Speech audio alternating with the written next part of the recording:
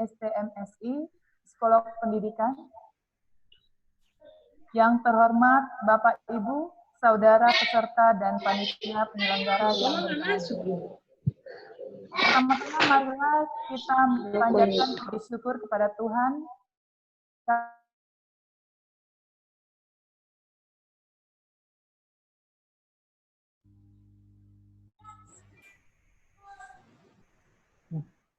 Nah.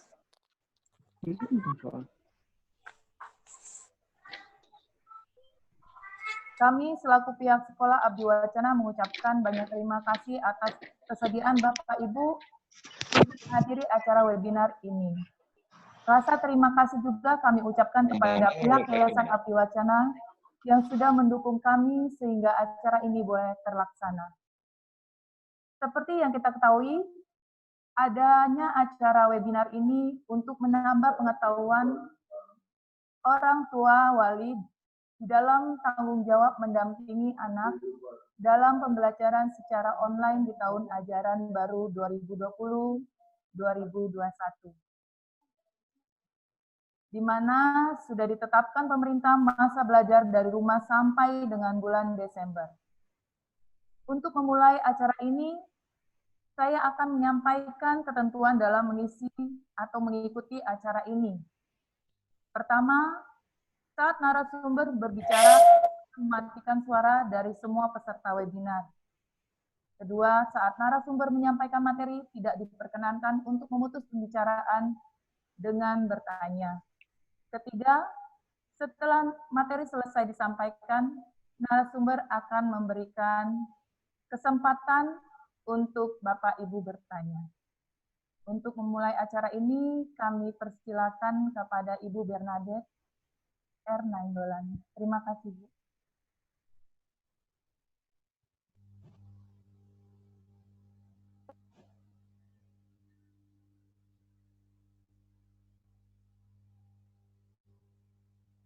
Selamat pagi Bapak Ibu semua. Selamat pagi Bu Bernadette. Ya, terima kasih Bu Marta untuk kesempatannya mempersilakan saya untuk menyampaikan materi pada hari ini. Bapak Ibu semua, mungkin ini sedikit tips yang membantu kalau misalnya kita sedang mendengar webinar dan belum waktunya tanya jawab, videonya boleh di-off supaya mengurangi bandwidth. Jadi supaya datanya tidak terlalu besar, itu boleh kita off. Nanti kalau pada saat tanya jawab, boleh dibuka.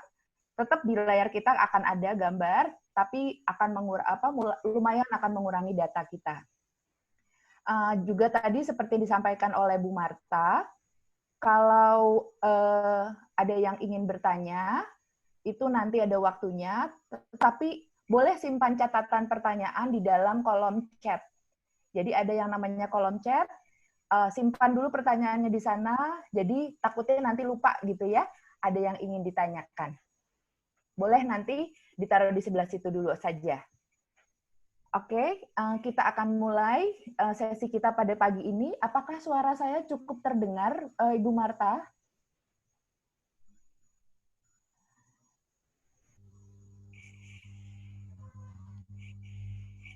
Bu Marta, apakah suara saya terdengar? Bisa, Bu Bernadette terdengar, Siap. ya cukup jelas. Oke, baik kalau gitu. Mungkin boleh langsung di sharing screen untuk materinya.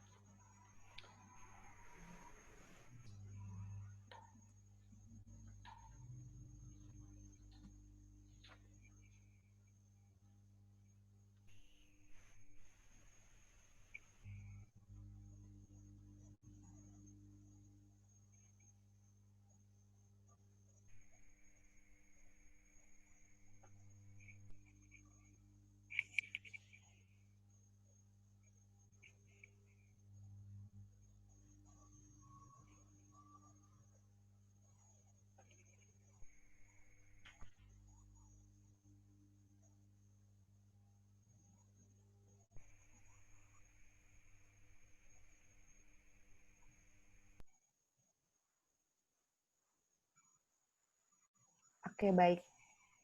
Di layar Bapak Ibu semua sudah terlihat materinya ya. Jadi materi pada hari ini adalah kita mau sama-sama mengingat kembali peran dan tanggung jawab dari orang tua atau wali di dalam pendidikan anak-anak, terutama anak-anak kita masing-masing. Oke, lanjut.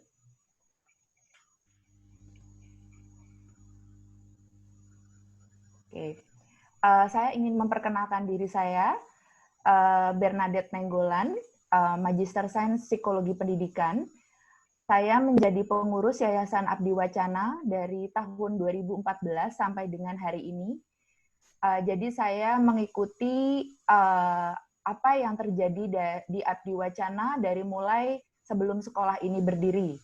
Mungkin Bu Marta boleh tolong tampilkan dulu nih foto kita waktu tahun 2014. Apakah di sini ada yang anaknya? Ya. Ini waktu sekolah Abdi Wacana masih berada di kompleks. Yang masih ada di sini siapa ya, Bu Marta? Selain anaknya Bu Marta.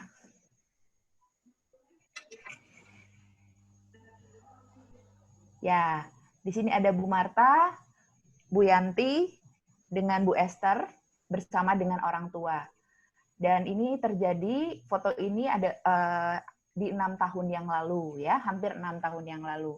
Jadi saya mengikuti apa yang terjadi di Abdi Wacana dari mulai berdiri. Oke, next slide. Kemudian next slide. Jadi kita kembali ke PDF.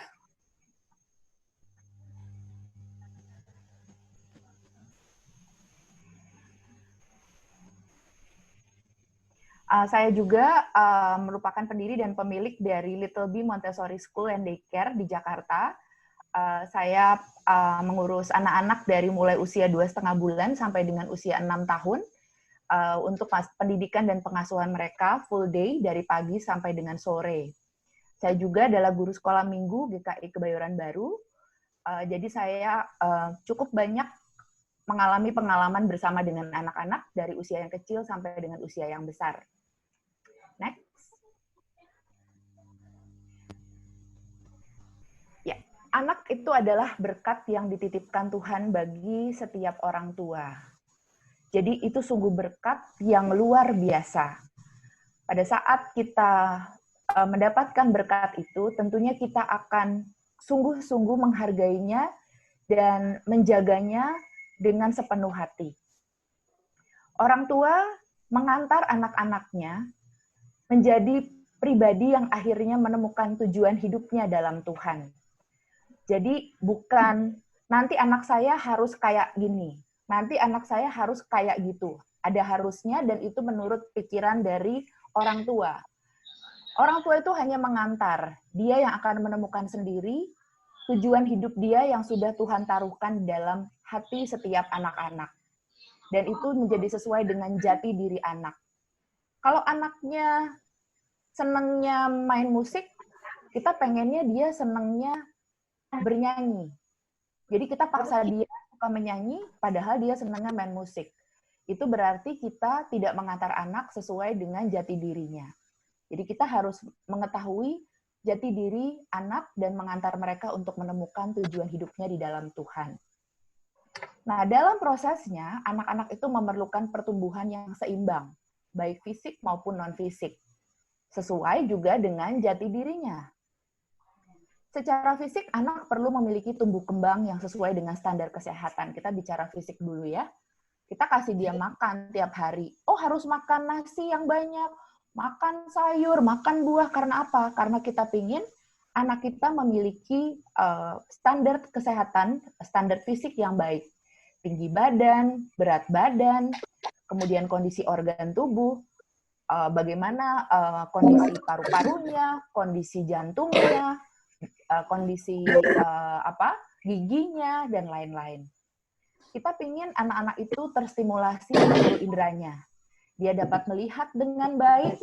Mungkin ada beberapa anak yang sudah memakai kacamata. Kita pengen dia bisa mendengar dengan baik. Kita pengen dia bisa mengecap, merasa dengan baik. Jadi semua inderanya kita pengen dia bisa berfungsi secara baik. Nah, biasanya sebagai orang tua, kalau kita pengen tahu ini anak saya benar nggak ya, tumbuhnya bagus nggak ya, gitu. Kita biasa bawa ke dokter atau posyandu, karena biasanya mereka melakukan pengecekan atas pertumbuhan anak. Nah, secara non-fisik, itu saya ambil aspek kompetensi yang ada biasa di sekolah, ya.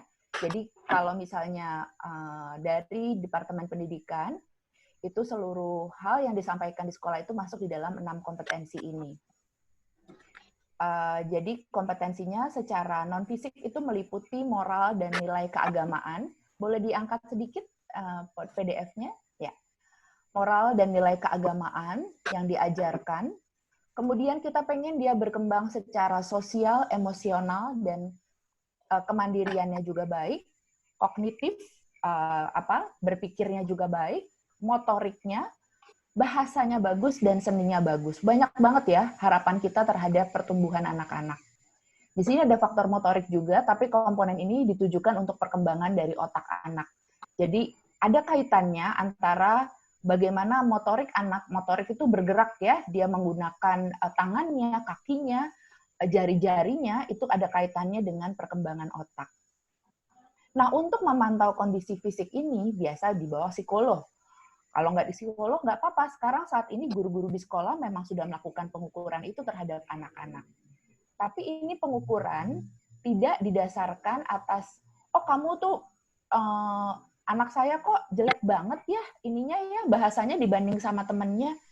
Kita tidak sedang membandingkan satu anak dengan yang lain, tapi kita mau lihat pertumbuhan dia tepat atau tidak, sesuai dengan jati dirinya dia. Kembali kepada hal itu. Jadi kalau saya paparkan ini, saya mau kasih tahu bahwa pada saat kita memiliki anak, itu perkembangan pertumbuhan fisik dia itu berada dalam pantauan kita. Dan kita ingin yang terbaik terjadi pada anak-anak. Kemudian berikutnya, slide berikutnya. Dalam kita mendidik anak-anak, kita mendidik anak-anak takut akan Tuhan, sesuai dengan agama dan kepercayaan masing-masing. Kita mendidik anak tanpa amarah. Coba kita bedakan, kita marah atau kita sedang tegas, ya.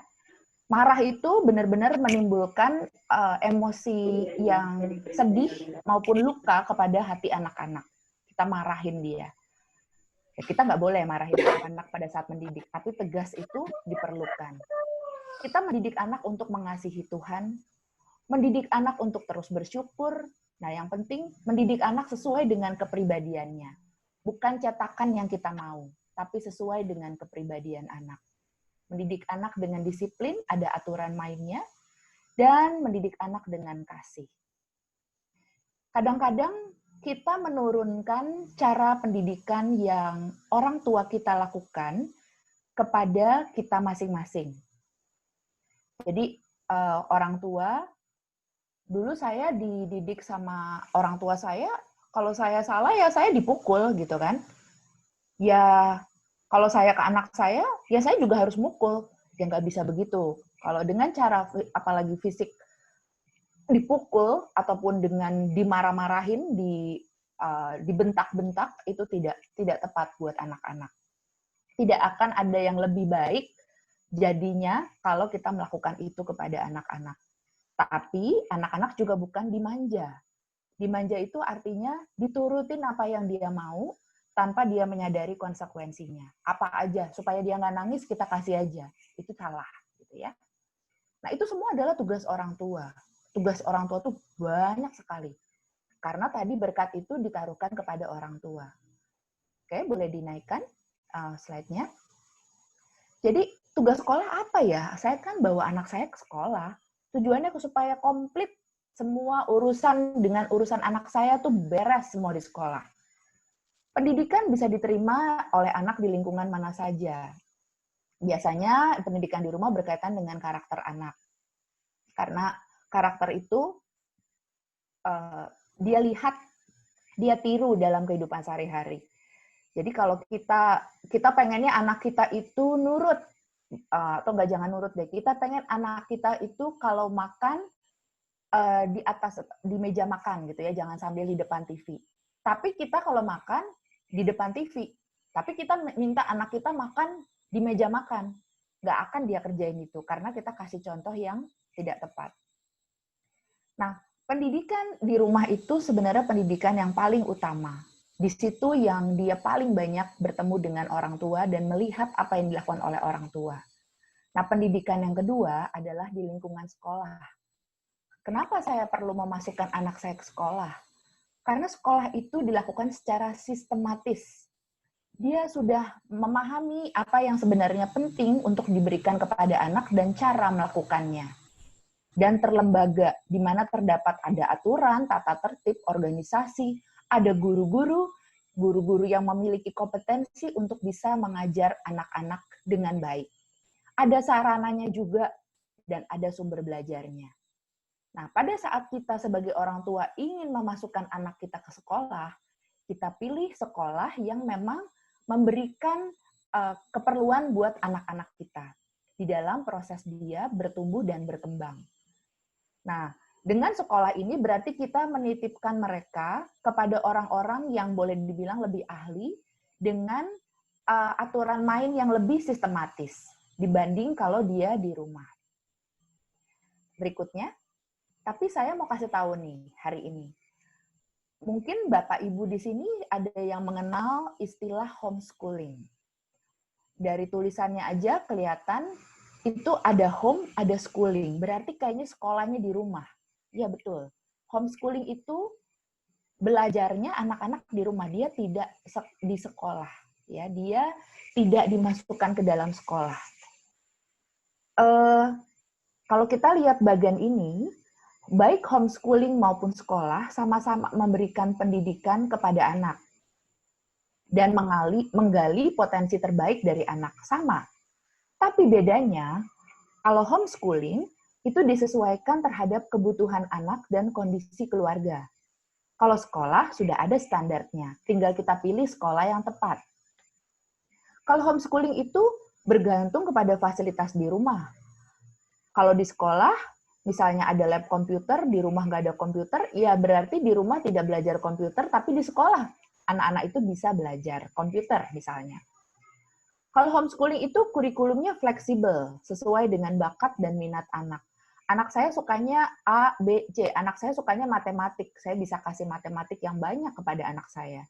Tapi kalau di sekolah, sudah ada kurikulumnya. Hari ini belajar matematik dengan bahasa. Besok belajar IPA dengan yang lainnya. Gitu. Jadi, ada bedanya. Kalau di homeschooling itu terkait dengan bakat dan minat anak. Oke, boleh dinaikkan. Nah, kalau homeschooling itu, orang tua itu tanggung jawabnya penuh. Mau anak itu hasilnya bagaimana, itu orang tua yang mikir, gitu ya. Orang tua yang mikir bagaimana anak ini bisa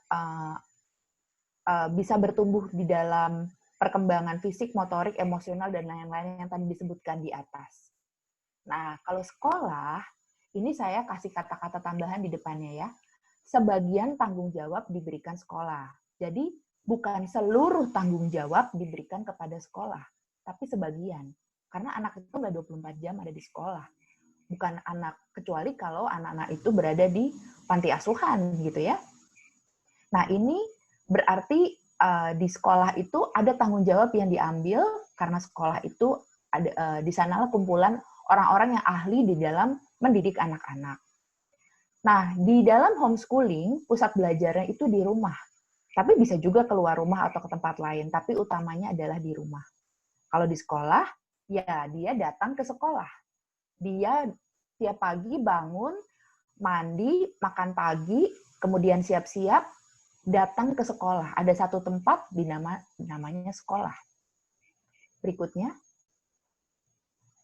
Lalu kita masuk ke dalam kondisi pandemi COVID-19. Jadi, sejak bulan Maret, setelah dinyatakan beberapa daerah untuk semua sekolah ditutup, situasinya menjadi sangat berubah. Ya, jadi kita masuk ke dalam kondisi kita hari ini. Saya bilangnya, atau beberapa memang bilangnya PJJ ya, pembelajaran jarak jauh. Jadi sekolah ditutup, pusat belajar tempat anak-anak biasa datang itu ditutup. Tetapi anak-anak jadinya belajarnya di rumah.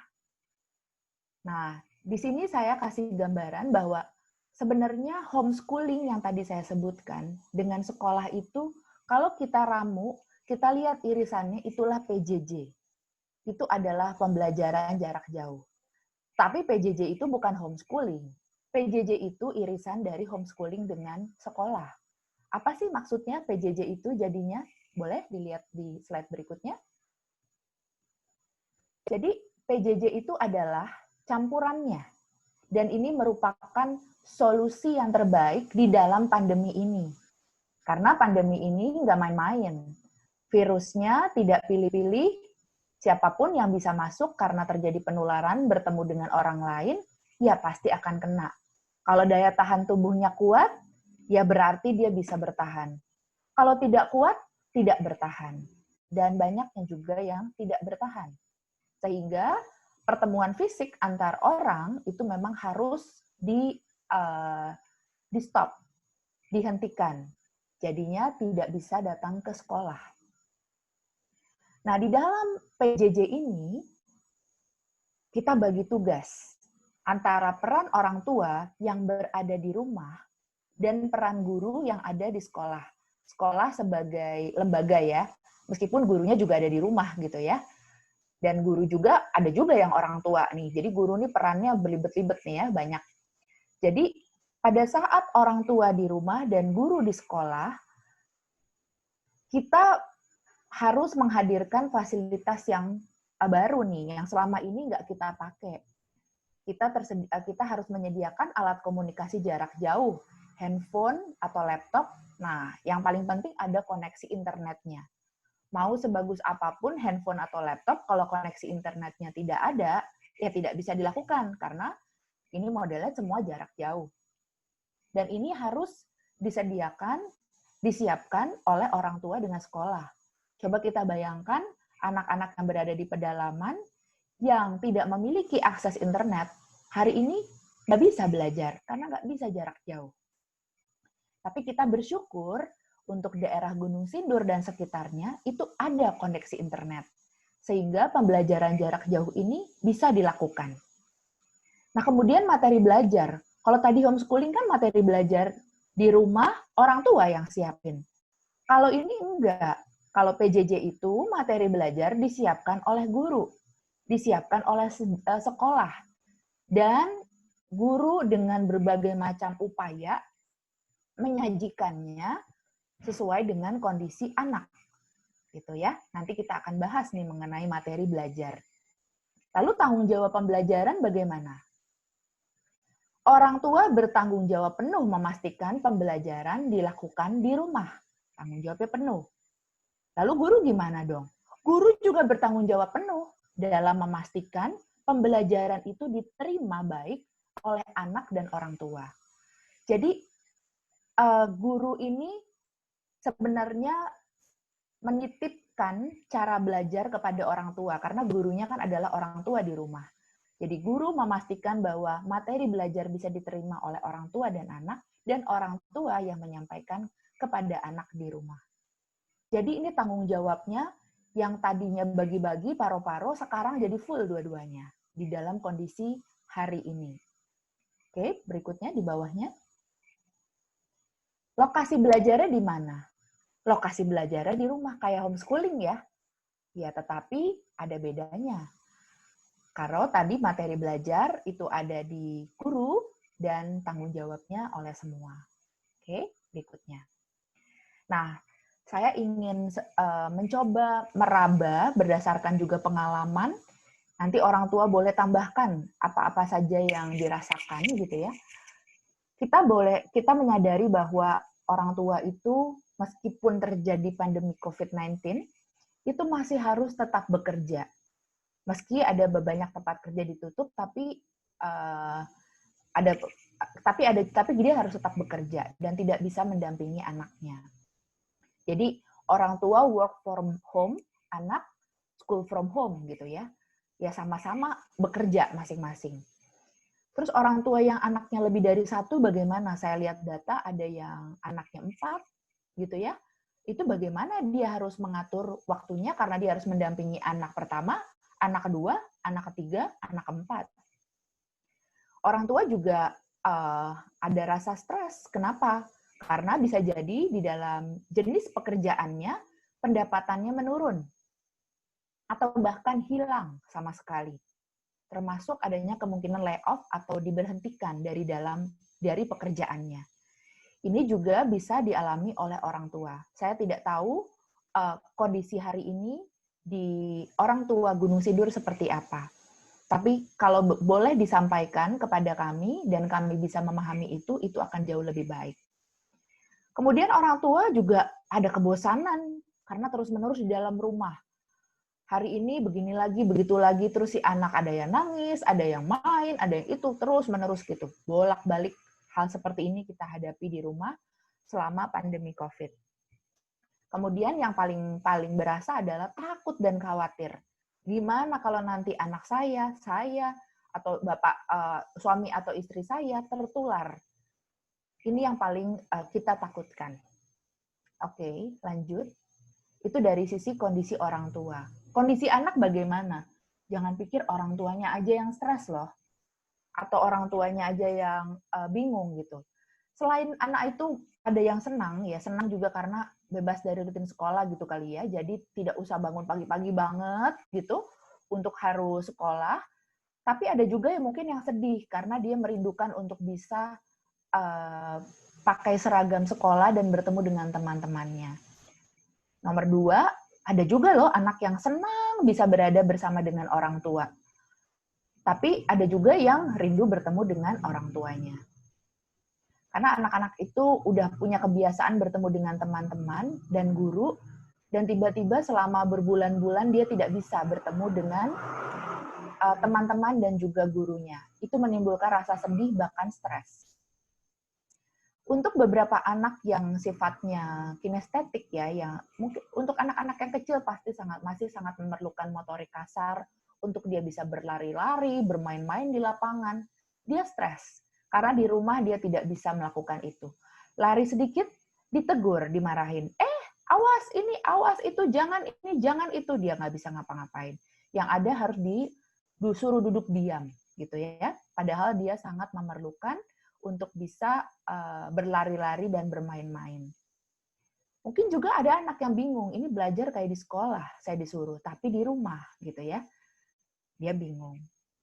Kemudian dia tidak suka pertemuan jarak jauh, jadi mungkin dapat video dari gurunya gitu kan, tapi gurunya nggak bisa dia pegang gitu ya, dia bingung gitu. Nah ini juga bisa dialami oleh anak-anak. Berikutnya. Nah, kalau tadi ada kondisi yang dialami oleh orang tua dan oleh anak-anak, ini yang dialami oleh guru.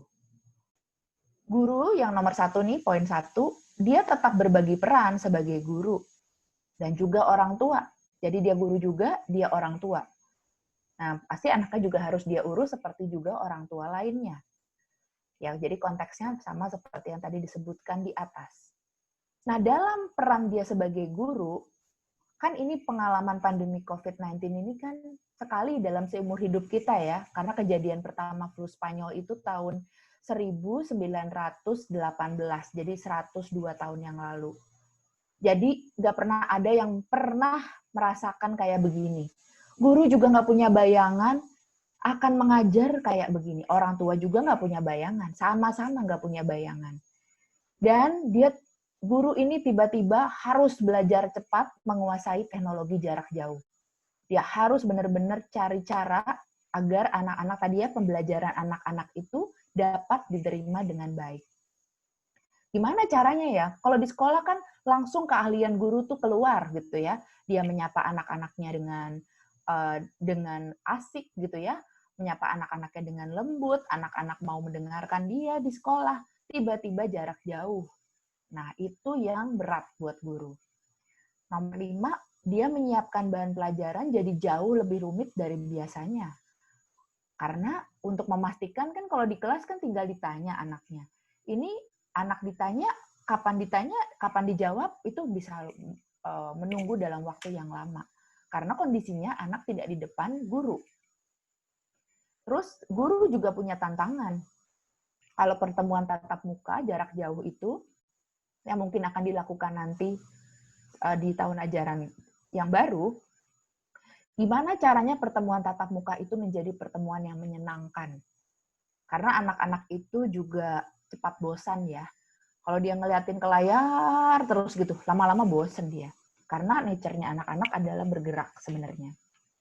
Oke, berikutnya.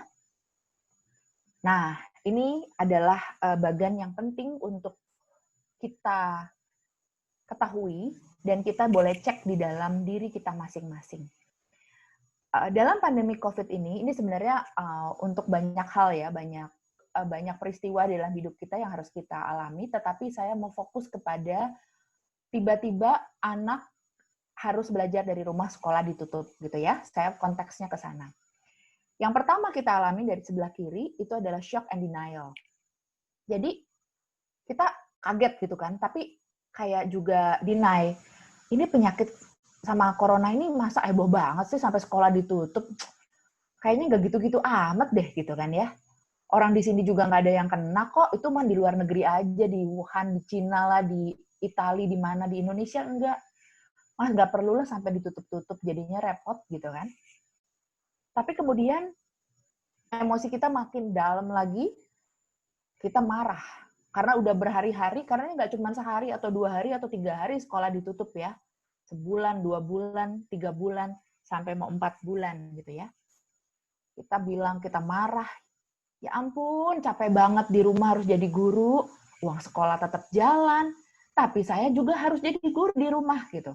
Ada rasa marah. Tapi untuk poin ini, saya ingatkan lagi, tadi tanggung jawab itu ada di 2 tempat. Dan dua-duanya sama-sama full. Orang tua punya tanggung jawab, dan guru juga punya tanggung jawab. Dan sampai yang paling bawah, itu adalah depression. Kita udah angkat tangan, saya nggak sanggup lagi ngurus anak belajar di rumah. Dia nggak ngerti-ngerti aja. Saya juga nggak ngerti apa pelajaran yang dia kasih ke dia gitu kan. Kita benar-benar udah pasrah. Bukan hanya pasrah ya, tapi pokoknya kita benar-benar udah kayak putus asa.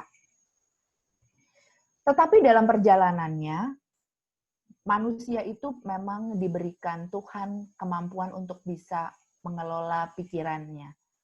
Dia mulai lagi berpikir, dia dialog dan bergaining.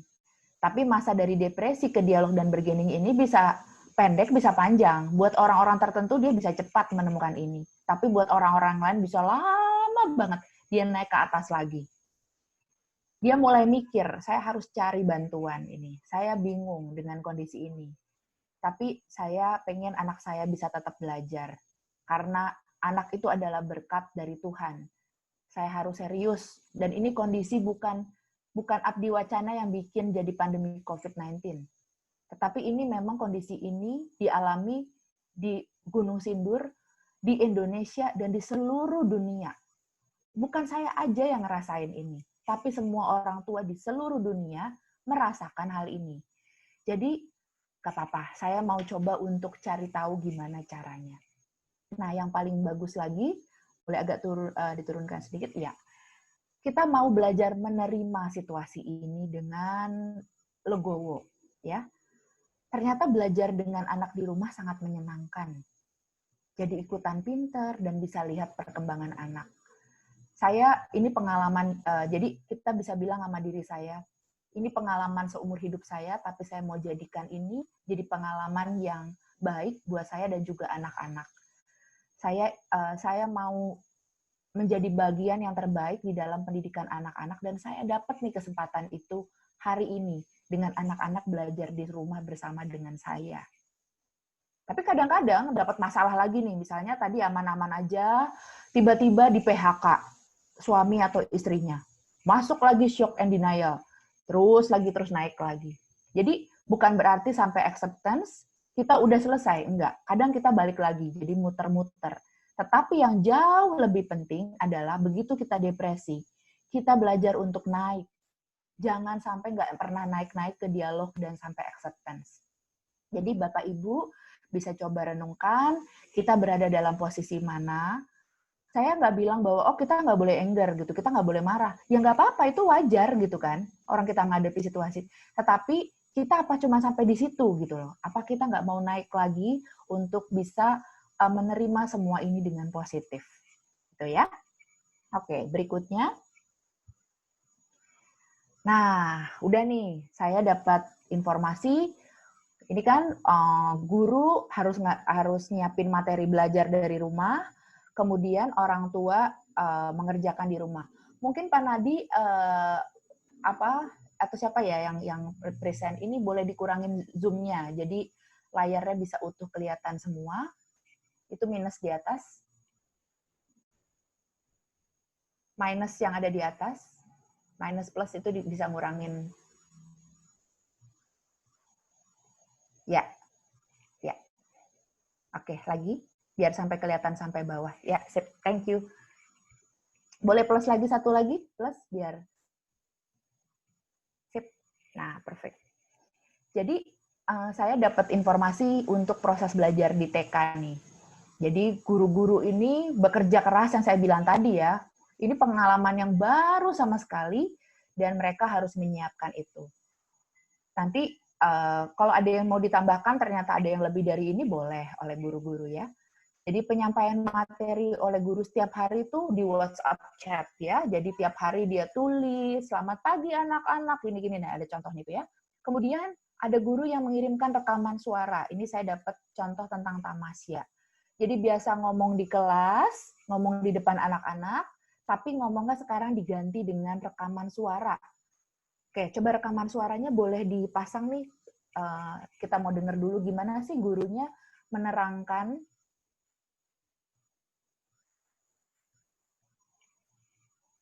Ini oleh Bu Juni ya, berarti.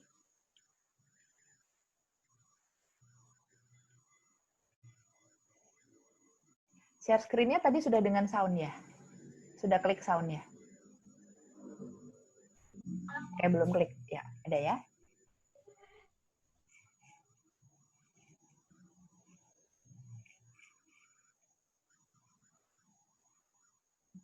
Pada saat share screen harus ada sound-nya. Diklik yang bagian bawah, kiri bawah.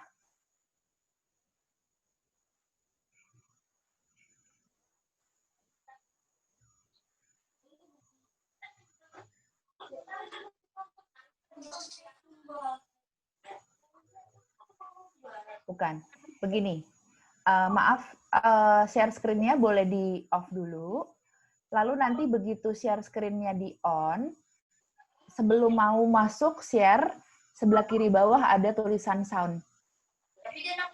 Sound-nya diaktifkan. Jadinya tampilannya berupa sound juga. Sekarang share screen.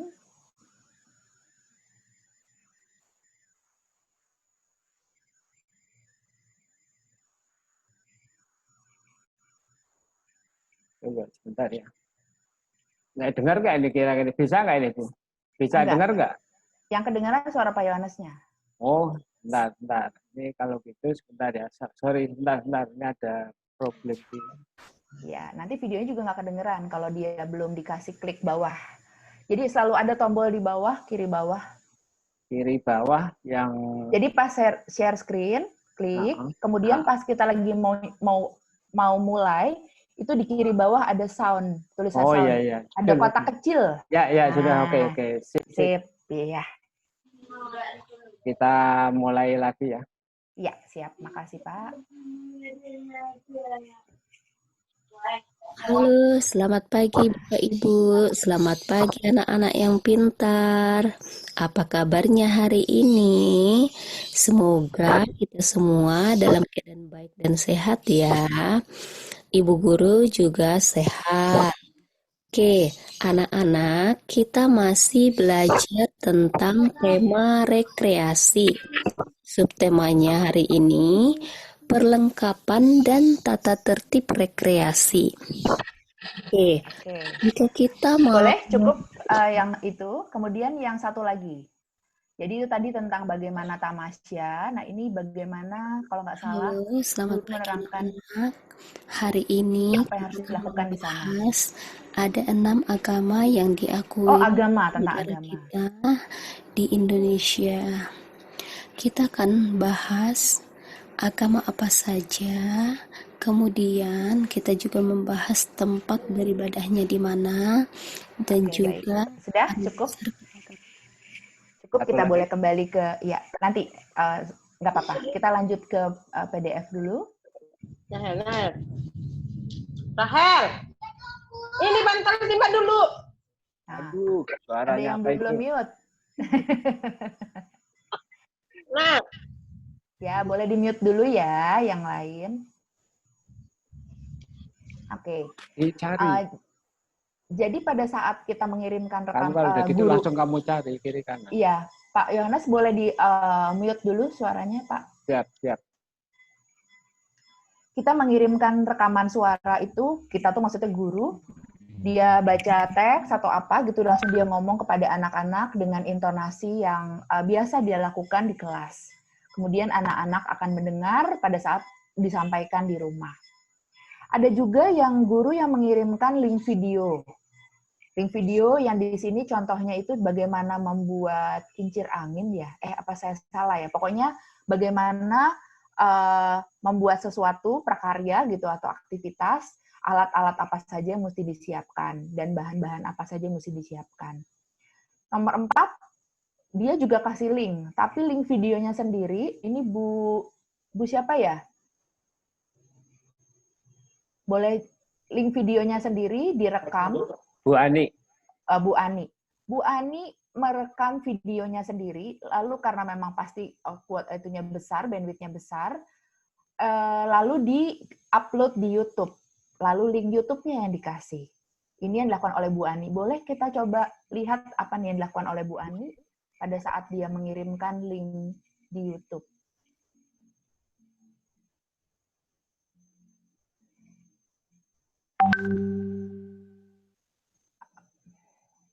Pagi anak-anak, apa kabarnya hari ini?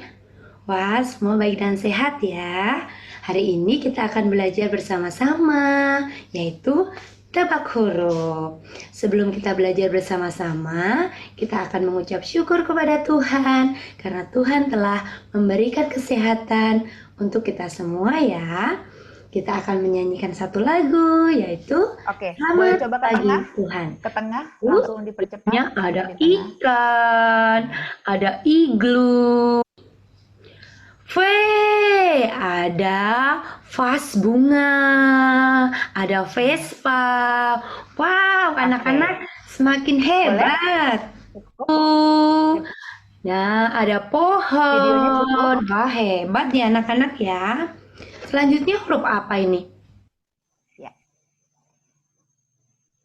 Selain video yang dikirimkan oleh guru, juga ada mengirimkan foto ya. Jadi foto-foto dikirimkan untuk menerangkan sesuatu. Jadi ini saya ambil contoh kayaknya guru dari kelompok bermain ya.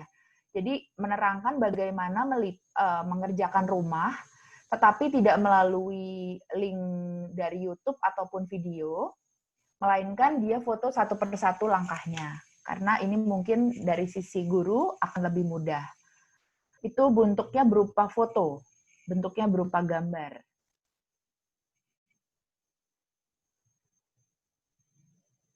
Oke. Bukan, ini hasil karya anak. Oke, nggak apa-apa. Balik. Iya itu betul. Ya, jadi satu-satu. Langkah pertama ini, kemudian foto berikutnya. Nggak apa-apa, fotonya langsung. Nggak apa-apa, dari situ aja. Oke. Ya, panah ke kanan. Nah, kemudian langkah berikutnya, gitu ya. Jadi, orang tua yang menafsirkan bahwa ini langkah pertama, kedua, atau ketiga, karena ini bentuknya berupa foto, bukan video. Oke, terima kasih. Jadi itu adalah cara-cara yang dilakukan oleh guru-guru TK. Mungkin ada yang lain, tapi yang saya terima adalah seperti ini. Kita boleh balik ke PDF kembali. Oke. Ini adalah yang dilakukan oleh guru-guru. Bayangkan dari guru-guru yang menyiapkan dalam bentuk mengajar di kelas, tetapi dengan kondisi PJJ dia udah harus memvariasikan banyak cara di dalam menyampaikan bahan pelajaran kepada anak-anak karena ini jarak jauh. Nah, berikutnya, slide berikutnya boleh diturunkan. Lalu, apa nih yang terjadi di rumah? Kalau misalnya tidak dilaporkan, nggak punya bayangan apa yang dilakukan oleh anak-anak. Jadi di sini ada proses yang namanya melaporkan hasil kerja anak yang dilakukan oleh orang tua, gitu ya. Ada yang melalui WhatsApp chat, ada yang melalui foto. Jadi yang tadi mengenai tamasya itu anak-anak mengerjakan soal yang diberikan oleh guru. Guru kasih soalnya melalui WhatsApp chat ya, karena ini kan belum ada buku pelajaran ya di TK. Lalu anak-anak menulis jawabannya dan difoto. Ada yang difoto beserta anaknya, ada yang dokumennya saja. Ada juga melalui video. Jadi anak-anak ini waktu itu diminta untuk membuat kincir angin sama tabel gitu, bars, dan dan ini dikirimkan melalui video. Untuk video ini boleh ditampilkan. Ini pekerjaan anak-anak di rumah. Yang tadi kincir angin. Ya.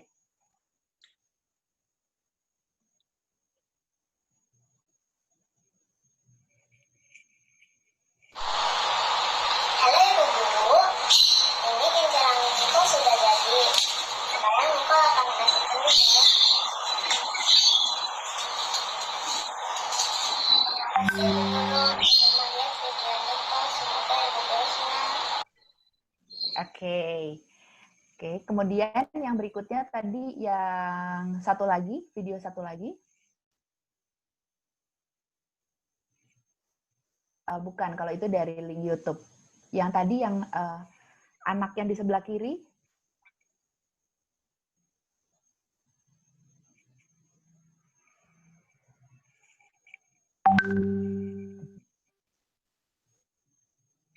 Itu dari TK ya, yang dari TK.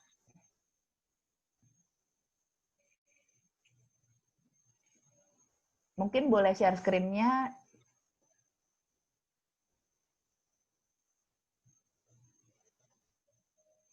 Yang tadi yang anak yang itu soalnya saya lihat itu cukup menarik tuh videonya. Yang tadi saya tampil. Siapa nama anaknya itu ya? Nicole, Kak. Ibu Ya. Nicole. Nicole menyampaikan hasil belajarnya di rumah.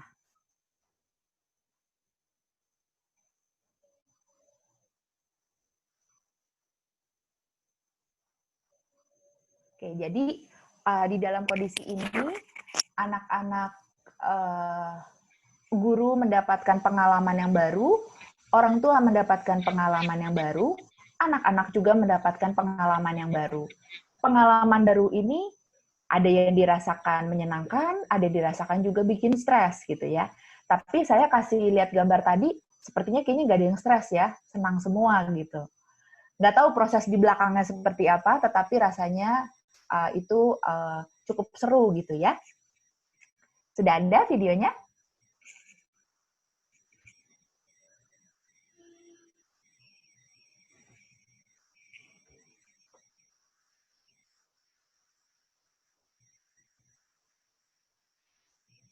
Sebentar Bu, ini videonya Pak Nadi masih belum ketemu nih. Atau bisa yang dikirimkan sama, boleh, yang dikirimkan sama Bu Marta. Bu Marta kirim balik aja. Iya, coba, Marta kirim. Kirim aja. Kirim lah, cepetan. Saya nggak ada nih kiriman. Kalau ada pasti ada. Ya, oke.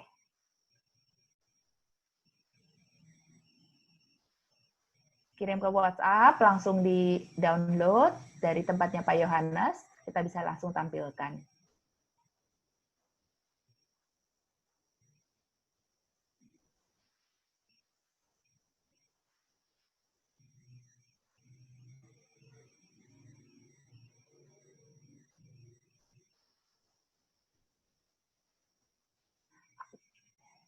Oke, kalau gitu kita kalau masih diproses, kita boleh lanjut ke PDF-nya dulu, masuk ke yang SD. Kalau nanti sudah, boleh kasih kabar ya. Jadi kita share screen lagi yang PDF.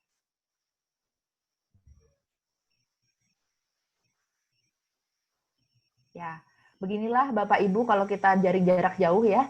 Jadi memang harus harus tektok gitu ya. Ini yang akan memang ini ilmu yang dipelajari pada saat pandemi ya. Jadi wajar aja kalau memang masih ada kekurangan-kekurangan karena kita semua sama-sama belajar ya. Oke, sekarang saya masuk ke yang SD.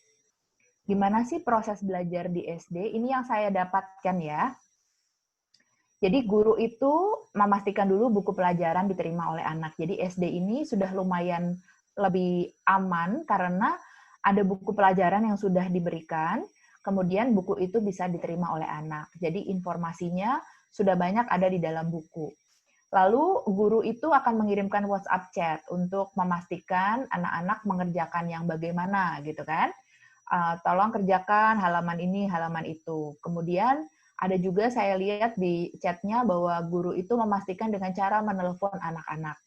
Tapi saya nggak tahu di sini, mungkin nanti guru SD boleh sampaikan juga, apakah mengirim juga bentuk video atau foto untuk melengkapi bahan belajar di anak-anak SD.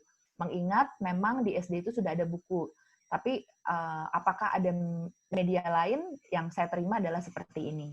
Nah lalu di SD itu juga, boleh diturunkan, di SD itu juga orang tua akan melaporkan hasil karya anaknya melalui foto. Ini bikin rumah, ini bagus banget nih ya bikin rumah, ataupun menuliskan hasilnya di buku, dan hasil di buku itu tulisan anak itu difoto, dikasih lagi melalui WhatsApp. Dan ada juga melalui video itu anak sedang belajar, jadi dia sedang membaca buku yang ada. Oke, kita tampilkan dulu aja yang SD ya, karena sudah ada, atau mungkin bisa Pak Yohanes yang SD fotonya dengan video. Jadi foto rumah dan video yang anak sedang membaca buku.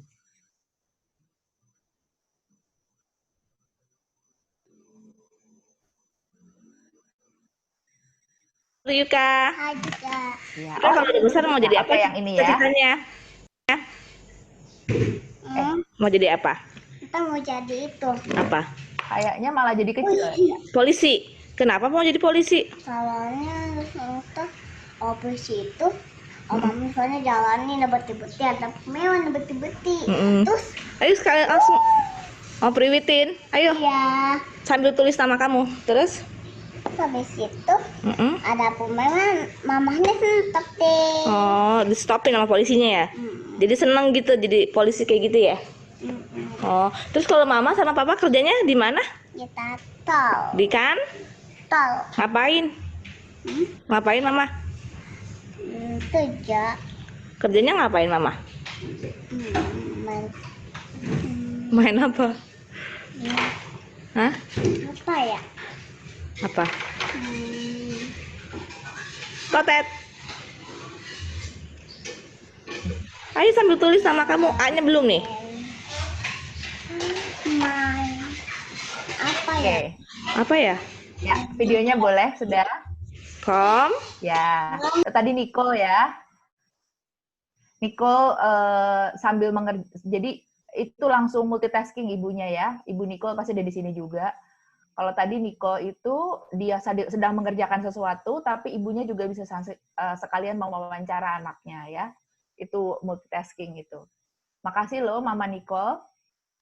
Nah kemudian foto, boleh sekarang foto. Ini sebenarnya foto-foto bikin rumahnya banyak, tapi saya memang hanya tampilkan ini. Ya, digambar, betul.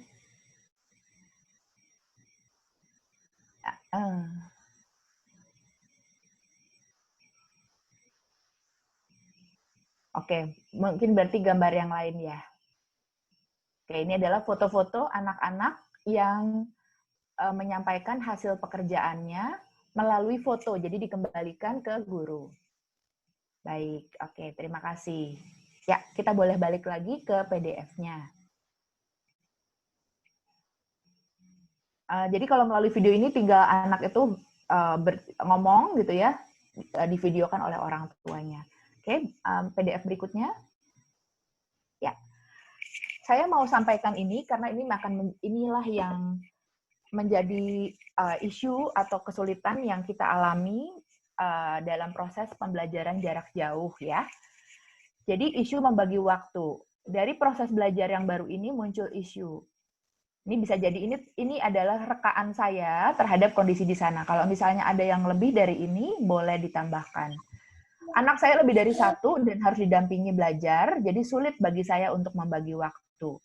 Ini baru ngurusin belajar aja, belum harus dia mengerjakan pekerjaan dari kantornya ataupun pekerjaan di rumah. Saya juga masih harus mengerjakan pekerjaan rumah tangga saat melakukan pembelajaran di rumah. Saya juga masih harus bekerja di rumah, waktunya bersamaan dengan waktu belajar anak di rumah. Jadi bayangkan misalnya jam 9 pagi, angkat jemuran, tapi juga harus ada pekerjaan dari kantor, sama harus nemenin anak belajar karena ada materi yang harus dikerjakan. Misalnya kayak begitu. Nah, lalu yang keempat, sekarang saya sudah bekerja kembali. Jadi mungkin ada beberapa orang tua yang kantornya sudah mulai diminta untuk masuk, meskipun baru shift, tapi anak-anak belum di sekolah.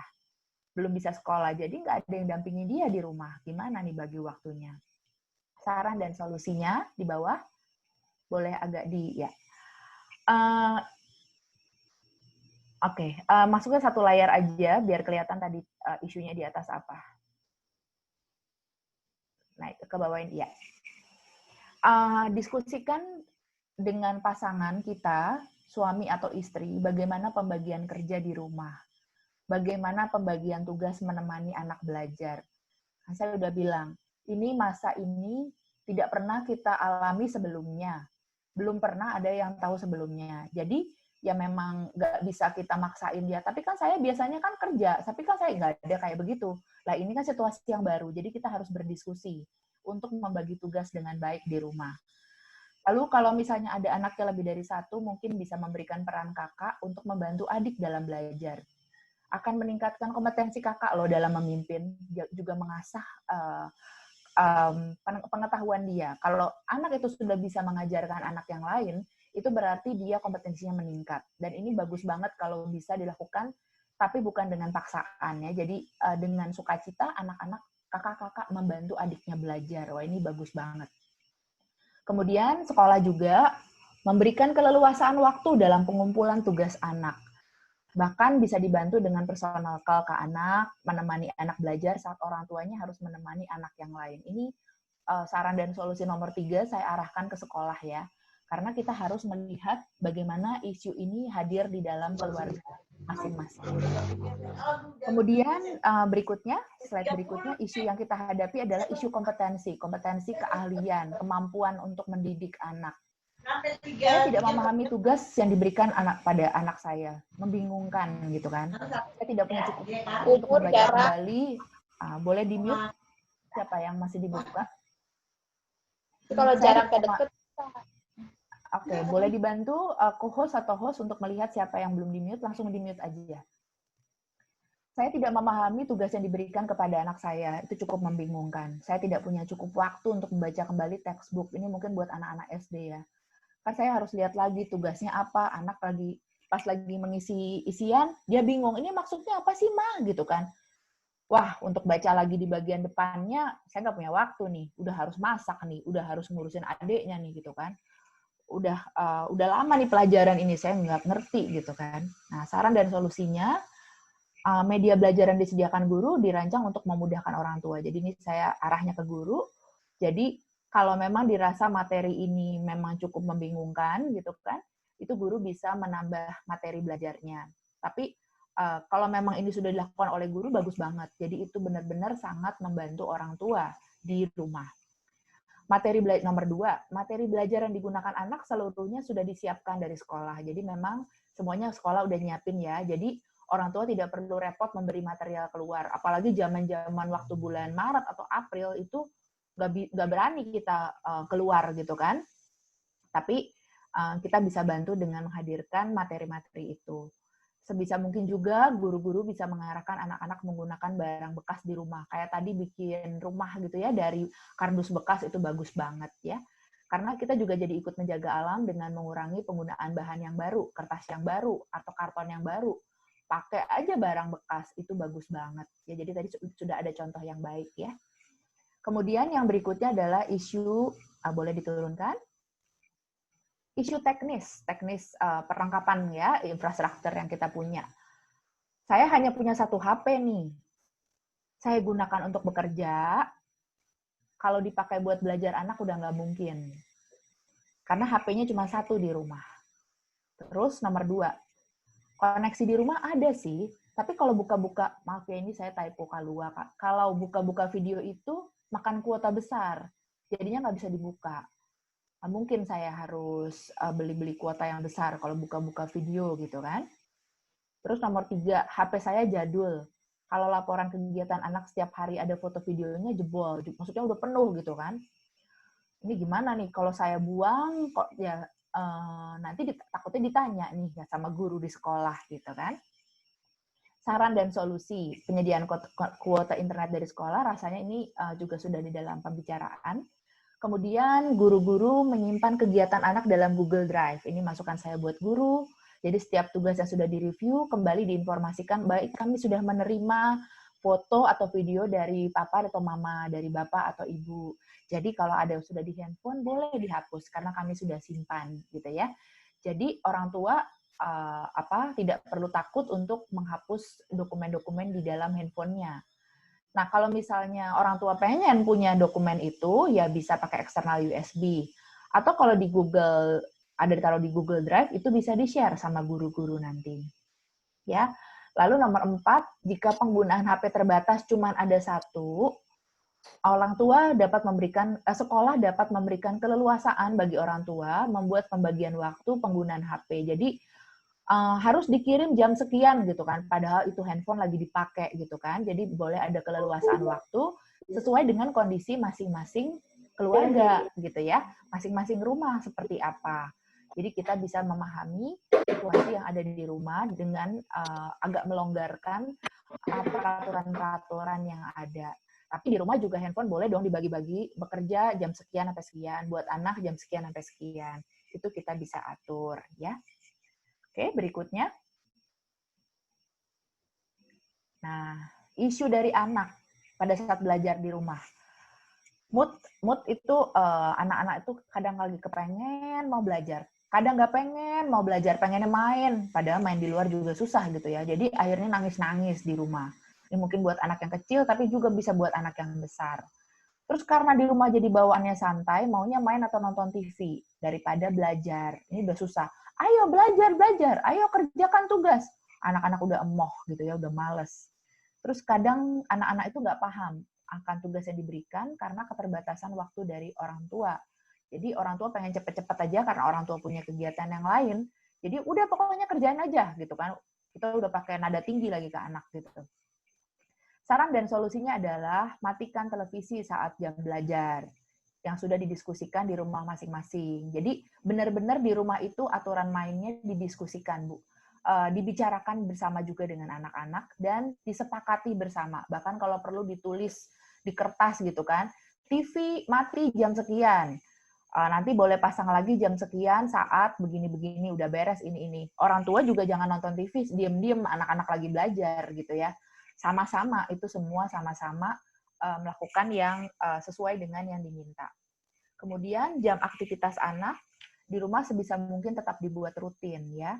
Tetap ada waktu makan, waktu tidur, waktu belajar, dan jangan lupa waktu bermain juga tetap diberikan kepada anak. Tapi memang itu ada aturan mainnya, kapan waktunya. Terus jangan lupa beri waktu bagi anak untuk menggerakkan kaki dan tangan ya. Jadi mungkin beberapa orang tua kalau anaknya lari-lari terus suruh duduk diam terus gitu ya, itu anak tuh stres tuh ya. Jadi memang waktu bermain itu benar-benar dia bisa menggerakkan kaki dan tangan. Jadi guru-guru juga bisa bantu dengan playing time di rumah karena juga banyak video-video yang beredar. Orang-orang bahkan di apartemen yang sempit gitu bisa anak-anak tuh bisa bermain dengan seru di rumahnya. Itu tetap harus diberikan kepada anak-anak karena itu memberikan perasaan senang, exciting. Dan juga habis itu dia juga jadi belajarnya lebih baik, lebih enak gitu ya. Karena energinya udah keluar, hatinya gembira gitu. Kemudian yang nomor 4, tidak usah terburu-buru dan memaksa anak mengerjakan tugas supaya cepat dikirim. Jadi ingat ya, ini fokus kita adalah anak-anak kita. Anak-anak kita harus memahami tugas dengan baik, itu benar gitu ya. Tetapi kalau masalah waktu, kadang-kadang mungkin dia prosesnya lebih lambat daripada anak-anak yang lain, kita harus sabar menunggu. Dan juga jangan sampai tadi yang saya bilang menggunakan kekerasan secara fisik ataupun secara verbal, secara kata-kata. Pokoknya biar tugas kita beres gitu ya. Itu akhirnya tujuan utama kependidikan anak malah nggak akan pernah dapet. Yang ada adalah, oh saya udah beres nih tugas saya setor ke guru gitu. Tapi anak apa? Nggak dapat apa-apa dia. Ya, semakin dipaksa dia akan trauma, dia males ngelakuinnya. Dan semakin dia males, semakin kita makin marah lagi. Jadi itu kayak lingkaran setan kalau saya bilang. Nggak akan pernah ada bagusnya. Tapi juga bukan memanjakan, biarin aja lah, terserah dia lah gitu kan. Dia mau ngapain aja. Kita bikin aturan di rumah. Oke, berikutnya. Oke, jadi itu adalah gambaran yang tadi saya sampaikan mengenai kondisi PJJ. Jadi kalau saya boleh rangkum, kita berada dalam kondisi yang berat, dan PJJ itu merupakan gabungan tadi seperti homeschooling dengan sekolah, gitu ya. Boleh di-share screen-nya di off. Kemudian gabungan antara homeschooling dengan sekolah, lalu kemudian juga anak-anak dan orang tua mengalami situasi yang tidak mudah, gitu ya. Hari ini guru juga mengalami situasi yang tidak mudah. Tapi kita mau sama-sama nih bekerja keras untuk bisa menghadirkan pendidikan anak yang terbaik, karena anak itu berkat dari Tuhan.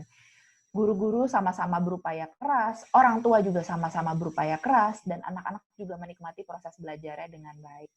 Oke, dari saya cukup sekian. Saya kembalikan kepada Ibu Marta.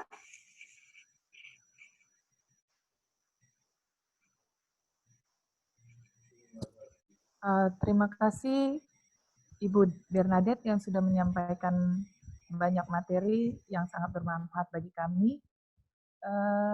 Mungkin saya akan memberikan kesempatan kepada Bapak Ibu untuk boleh bertanya tentang hal yang boleh disampaikan tadi atau menyangkut dengan pembelajaran yang akan berjalan nanti di tahun ajaran baru. Kami persilakan Bapak Ibu, kalau ingin bertanya boleh angkat tangan.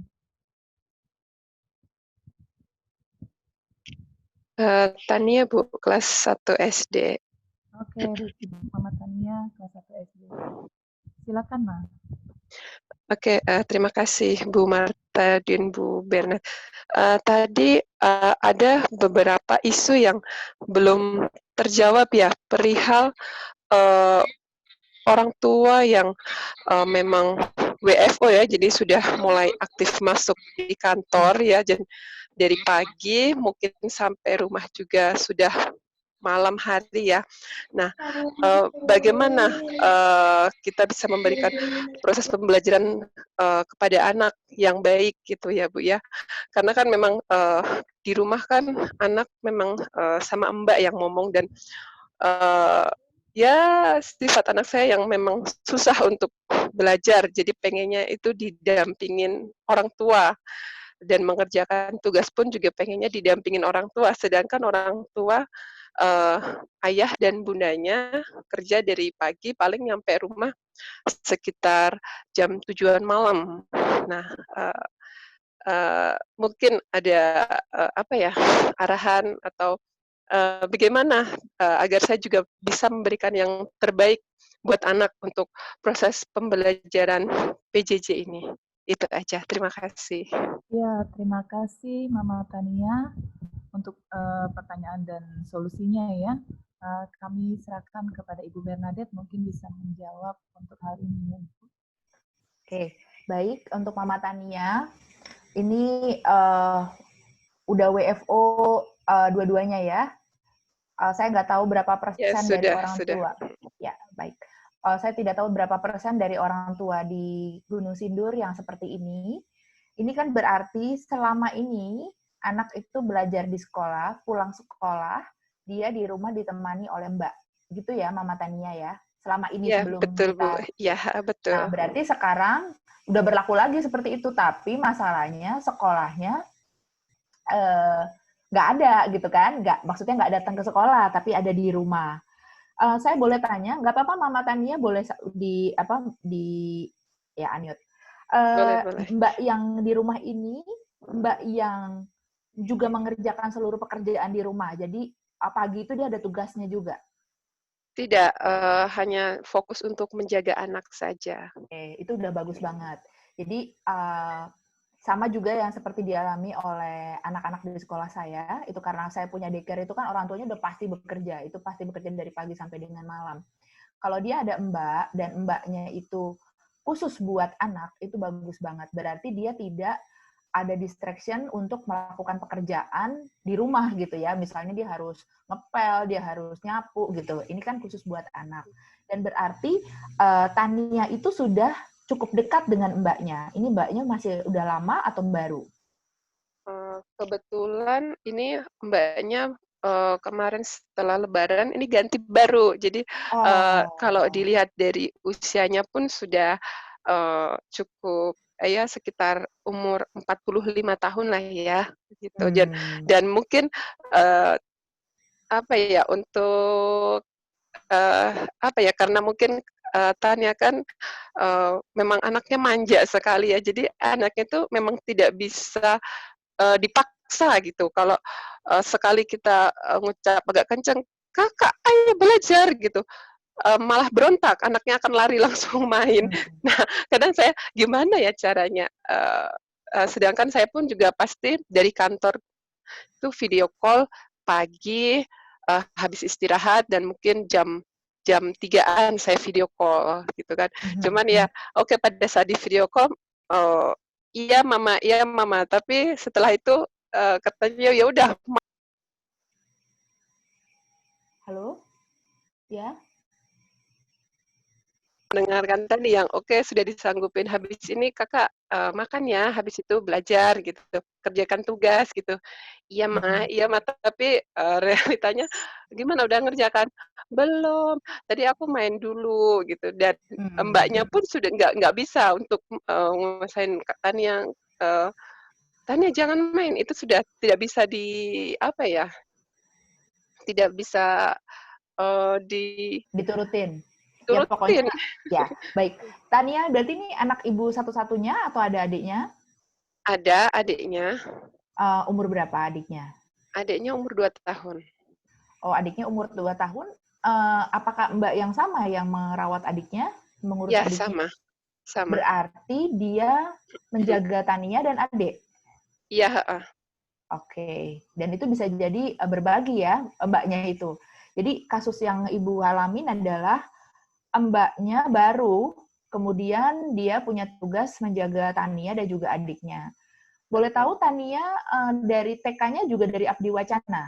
Ya, betul, dari kelompok bermain sudah di lama ya. Oke, berarti jadi bagaimana mengatur waktunya. Memang di sini kuncinya mau nggak mau ada orang dewasa di rumah yang menjadi pengganti peran kita. Tetapi bukan pengganti secara keseluruhan, tapi itu pengganti sementara saja. Jadi kuncinya di Mama Tania ini adalah di mbaknya. Tapi memang isunya adalah mbaknya baru gitu kan.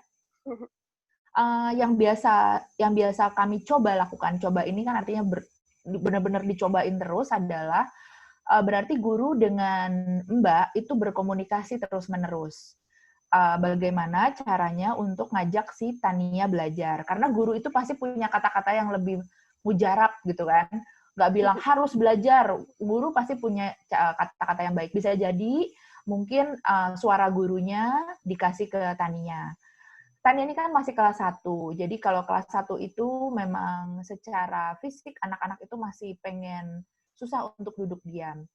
Biasanya untuk bisa dia duduk diam itu memang kita harus habisin energinya dia dulu gitu kan. Dia mau main, mau apa, itu dihabisin dulu sampai benar-benar energinya bisa keluar semua. Kemudian anak baru diminta untuk mengerjakan tugasnya. Tapi memang boleh juga dibantu dengan lihat Tania itu sukanya apa. Dia minatnya di dalam sekolah tuh biasanya favoritnya apa? Kira-kira apa, Bu, kalau Tania? Kalau Tania paling suka kalau pulang kerja saya kasih soal penambahan. Oh, suka matematik malah ya? Oke, berarti kalau dia suka matematik, pada saat diminta belajar matematik, dia tetap emoh atau dikerjakan? Mau, tapi dia memilih. Seumpama ini walaupun memang sudah tidak ada tugas kan, setiap saya pulang kerja kan pasti saya belajar ya, kakak, Ya, ayo ya. kerjain tugas. Jadi saya suruh pilih mau belajar membaca, pengurangan, atau penambahan gitu. Tania milih penambahan aja dulu, nanti habis main baru baca. Oh, dikerjakan itu, tapi. Ya, dikerjakan. Oke, baik. Berarti untuk tugas yang akan dikerjakan hari itu bagus banget nih, Ibu memberikan pilihan kepada Tania. Pilihan belajar itu jadi seperti kayak program belajar, kayak hari ini kita mau belajar apa ya. Nah, sebelum Ibu berangkat ke kantor pagi-pagi, saya nggak tahu nih model dari Abdi Wacana ngasihnya tuh jam berapa nih besok materi hari ini, juga jangan terlalu siang kan. Jadi Ibu bisa diskusikan dulu, hari ini ada pelajaran seru loh Tania, nanti kita mau belajar contoh tadi ya, bagaimana kalau kita mau tamasya, Tania suka gini-gini kan gitu kan, Tania mau belajar ini atau ini itu dulu, tapi pelajaran hari itu, jadi kita kayak udah kasih promosinya gitu loh Bu. Nah, tentunya itu sambil didengar oleh Mbaknya harus sambil dengar pada saat Ibu menyampaikan itu. Jadi baik ya, Tania belajar tamasya, misalnya gitu. Misalnya dia milihnya tamasya, nanti Tania boleh sambil hitung-hitung berapa hari kita mau ke misalnya apalah gitu. Memang harus ada kata-kata hitung-hitungnya ya, karena kan dia suka menghitung. Lalu Tania boleh bermain, lalu makan siang, lalu gini. Lalu itu udah kayak bikin kesepakatan kan sama dia. Nah, dia akan sangat senang karena dia diberikan kesempatan untuk membuat keputusan gitu kan. Nah, itu boleh dicoba, Bu. Tapi memang di sini kerjasama dengan Mbaknya mau nggak mau harus terjadi. Jadi kalau Mbaknya mungkin ada kesulitan, bisa telepon ke gurunya. Karena mungkin kalau guru Ibu telepon, jadi Mbaknya ngomong ke Ibu, Ibu ke guru jadi kelamaan gitu kan. Bisa jadi kayak begitu. Kira-kira gimana, Bu, untuk dilakukan di rumah? Kemarin kan pernah saya baca ada memonya ya untuk proses pembelajaran nanti pas 1 SD itu kan kemarin saya sempat bingung gimana ya, karena kan ada jamnya di situ ya proses kelas online jam 9 sampai jam 11 gitu kan. Nah, sempat saya diskusi, aduh gimana nih ayah, dan kan kita di kantor keduanya, tapi itu dijamin jam 9 sampai jam 11 proses belajar online-nya gitu. Ya, berarti Terus, belajar online-nya didampingi sama Mbak di jam 9 sampai 11-nya, Bu. Ya, baik. Nanti coba saya diskusikan sama Mbak, karena memang Mbak pun terbatas ya? Maklum ya, umurnya kan memang umurnya jadi agak untuk ini agak mengoperasinya agak susah ya. Iya. Gak apa-apa. Untuk belajar hal yang baru kan ya pasti ada pertamanya ya. Dulu juga yang namanya handphone handphone itu kan beda-beda ya, ada smartphone, ada handphone. Terus banyak orang yang nggak tahu bagaimana menggunakan smartphone, menggunakan Google Map. Tapi begitu ada Gojek, kayaknya semua orang ngerti deh cara menggunakan handphone. Akhirnya lama-kelamaan semua jago juga kan Bu ya. Jadi itu bisa dilakukan. Oke? Ya, kita bisa lanjut ke yang lain ya. Oke, baik. Terima kasih. Saya coba. Terima kasih Ibu Bernadette. Ya, terima kasih Mama Tania. Terima kasih Bu Bernadette. Kita lanjut untuk para orang tua, mungkin masih ada yang ingin bertanya, dipersilakan. Boleh dikumpulkan aja 3 orang gitu langsung. Ya, jadi boleh. Nanti. Silakan. Mungkin 3 orang lagi boleh. Sebutkan nama, terus nanti itu orang tua dari Gerard ya? Mana? Orang tua dari Gerard tuh, Reza. Orang tua dari Gerard. Ya, silakan. Mama Gerard. Ya, sebelumnya terima kasih waktunya. Saya mamanya Gerard, kelas 3 sekarang ya. Saya juga melakukan pengajaran jarak jauh gitu ya. Cuma kadang yang jadi masalah itu Gerard nggak bisa sendiri, belum bisa sendiri untuk belajar, walaupun dia sudah punya perangkatnya gitu loh. Apalagi kalau misalnya sekolah menetapkan waktu nih, belajar dari jam segini sampai jam segini gitu kan. Dimana itu pelaksanaannya pagi hari. Dan saya sekarang sudah mulai masuk gitu loh, sebagai struktural Ya, sebagai struktural saya sudah mulai masuk. Nah, di situ yang jadi kendala gitu loh. Saya butuh pengertian aja sih dari sekolah. Memang papanya ada di rumah, cuma kan papanya juga buka usaha. Dan kita paham ya, orang tua laki-laki kadang-kadang agak nggak biasa gitu ngajarin anak gitu loh. Jadi gimana ya solusinya supaya saya malah jadi stres gitu loh. Kan kalau di sekolah saya nggak tahu nih, anak diajarin orang tua atau apalah, pulang sekolah paling ngerjain tugas, beres gitu ya. Saya paling review sorenya apa yang sudah didapat di sekolah gitu. Jadi kalau menurut saya sih kalau mungkin jangan ada batasan jam segini sampai jam segini. Di alam bawah gitu loh. Di mama nggak bisa nemenin, sedangkan saya juga ada tanggung jawab ke pihak lain gitu loh. Itu aja sih yang saya ingin sampaikan, ada sedikit pengertian atau kelonggaran waktu yang bisa diberikan oleh pihak sekolah. Itu aja. Terima kasih.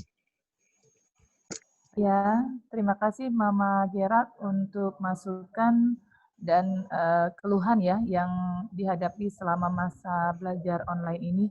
Mungkin kami akan tambahkan melalui Ibu Bernadette. Kami silakan Bu. Langsung aja biar nanti pertanyaannya ditampung. Oke. Saya punya Mungkin bayangan. ditambah lagi dengan orang tua lain. Silakan. Nggak ada? Ada yang lain?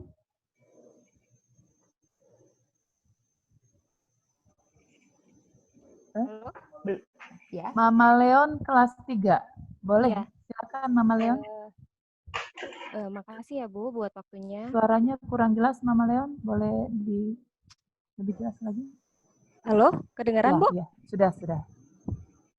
Iya, gini Bu Bernadette, saya tuh kan pernah ngajarin ke Leon itu pernah salah. Jadi kayak yang Ibu Bernadette bilang tadi ada lingkaran setan ya. Nah, jadinya Leon ini agak trauma untuk belajar, apalagi dari sekarang saya udah wanti-wanti nih, Abang seminggu lagi kita mau belajar gitu. Siap-siap ya, cuman anaknya tuh masih nggak mau gitu. Jadi dia agak tidak peduli dengan yang saya lihat kemarin itu, agak tidak peduli dia mau dapat nilai bagus atau nilai jelek gitu. Semangat belajarnya agak kurang. Gimana ya Bu ya caranya biar anak ini tidak trauma kalau menerima tugas dari sekolah dan ada semangat untuk sekolah lagi gitu. Itu aja Bu. Terima kasih. Terima kasih. Oke, satu lagi. Oke, boleh mungkin ditampung dulu ya Ibu Bernadette ya. Oke, boleh tambah lagi boleh? Dengan yang lain? Silakan Bapak Ibu.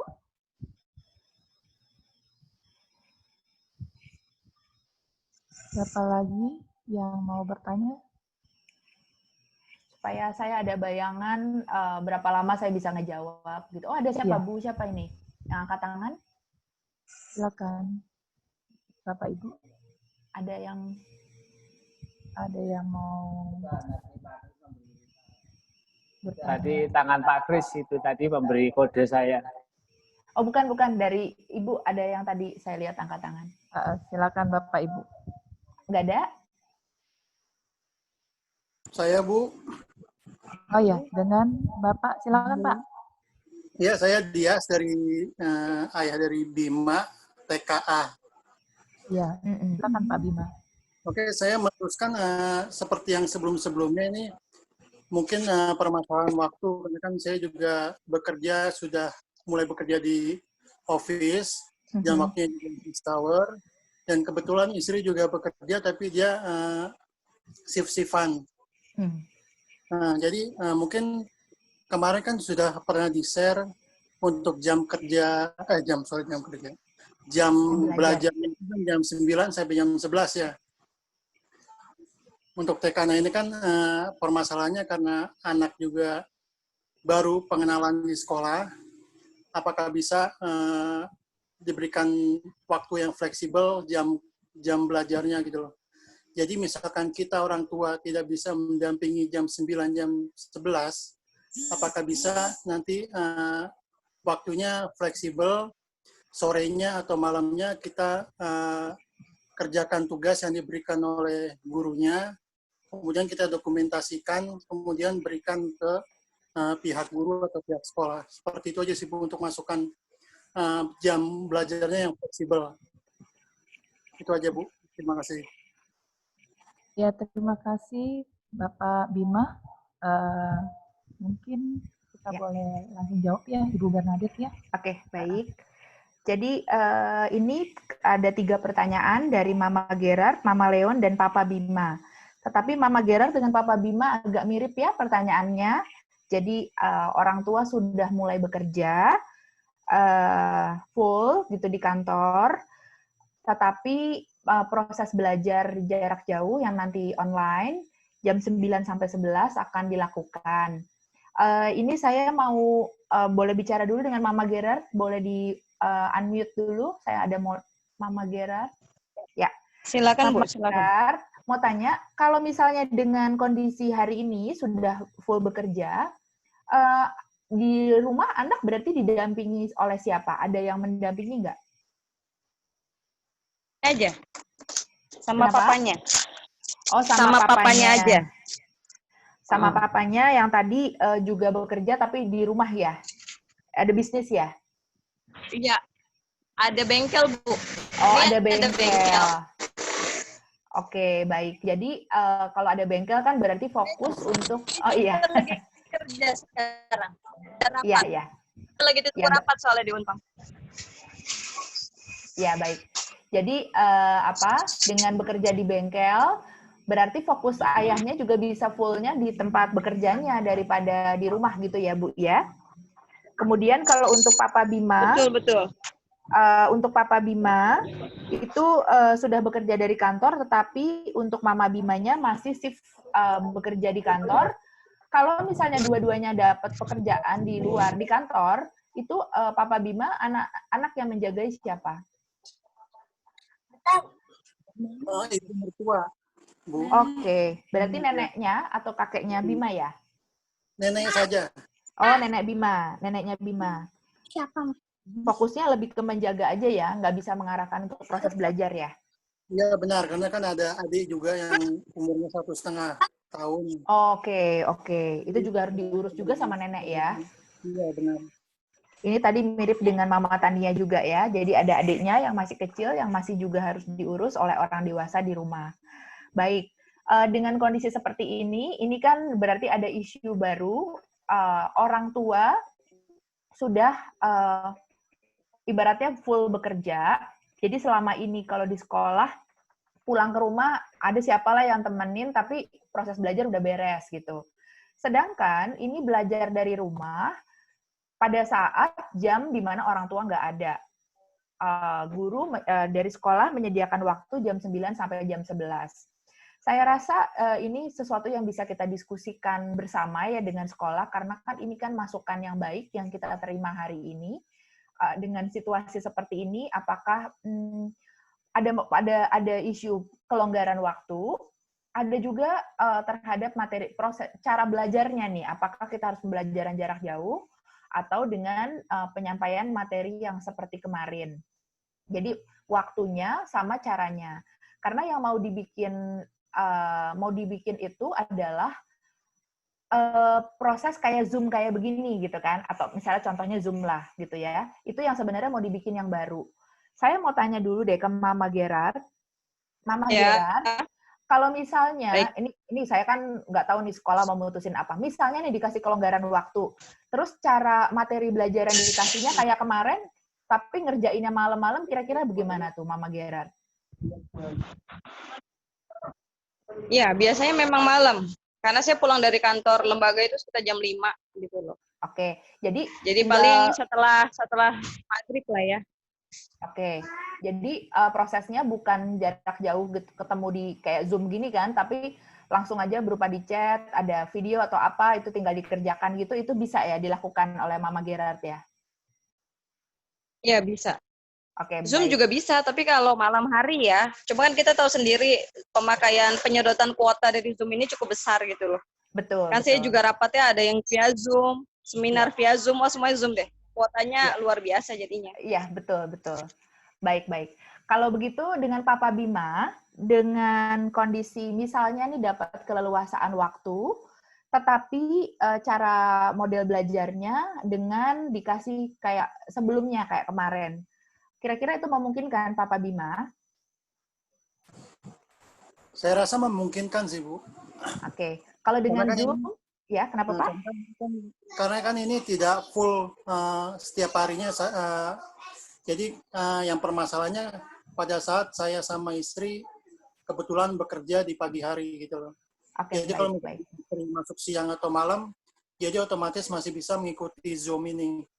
Kecuali kalau pada saat kerja dua-duanya, jadi otomatis mungkin di malam harinya atau sore harinya itu kita bisa mengerjakan tugas yang ditugaskan oleh sekolah gitu, Bu.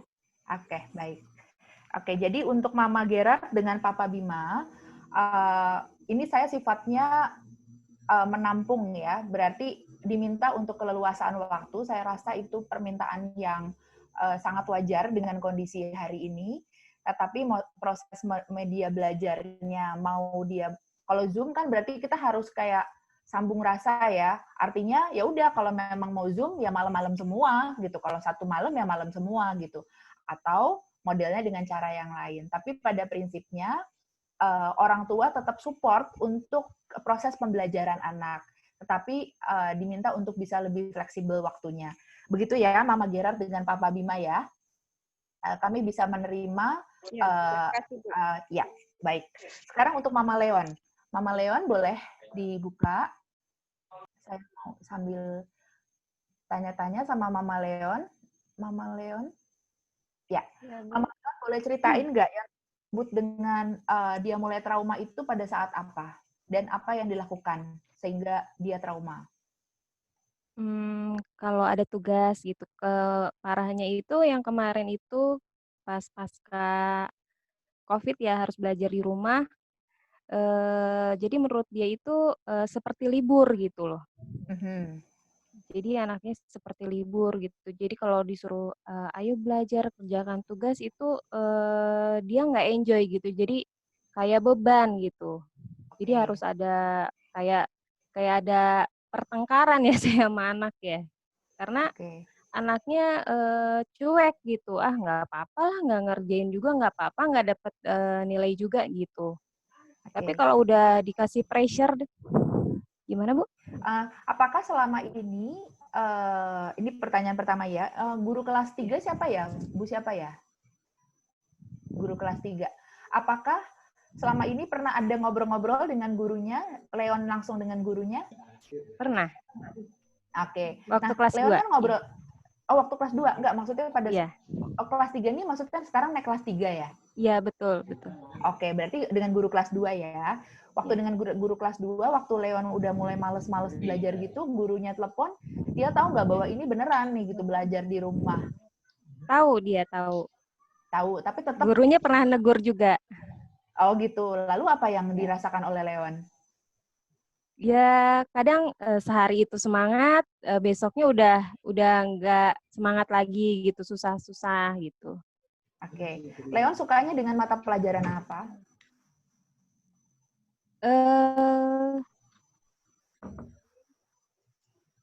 Matematika ya kadang-kadang dia suka sama satu pelajaran, kadang-kadang dia bosan gitu. Anaknya cepat bosan sih Bu.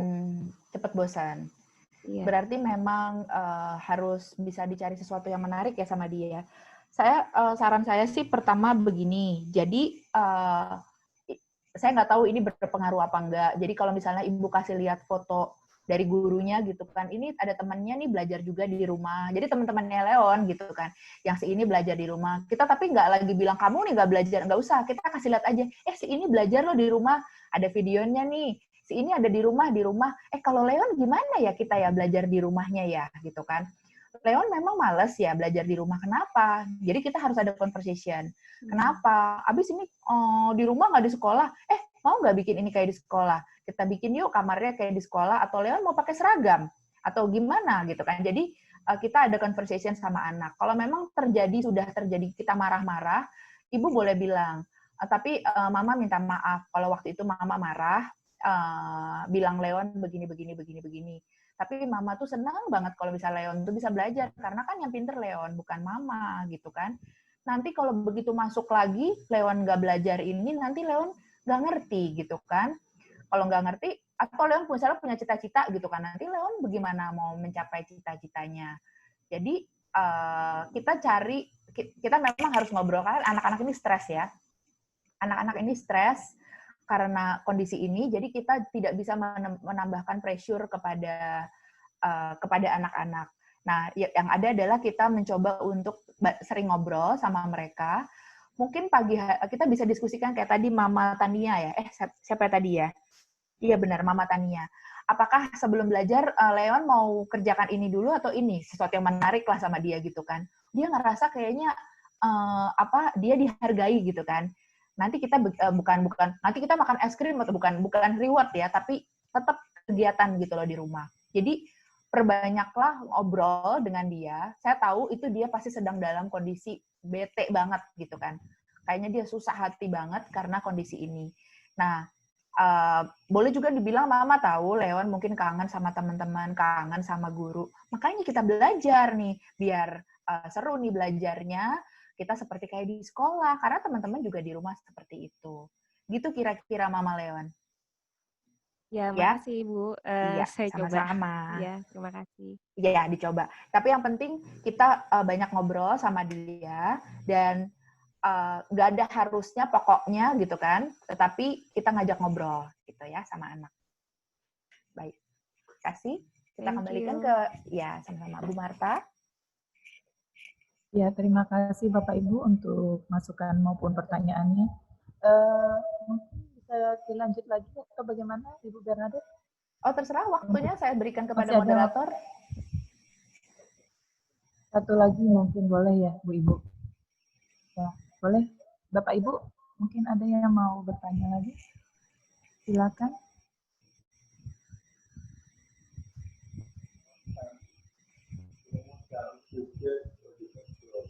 Ya. Silakan Bapak Ibu, masih ada kesempatan untuk boleh bertanya maupun memberikan saran. Terutama adalah tanya atau curhat gitu kan? Ya.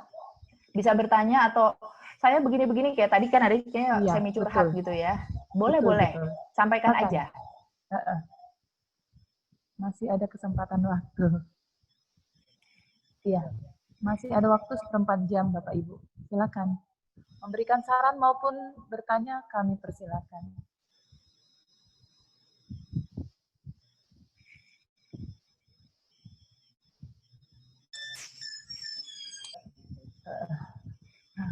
Bagaimana Bapak Ibu? Bagaimana? Ada yang mau bertanya melihat kondisi pembelajaran online yang sudah berjalan kemarin? Mungkin ada hal-hal permasalahan yang dihadapi, boleh ditanyakan pada saat hari ini.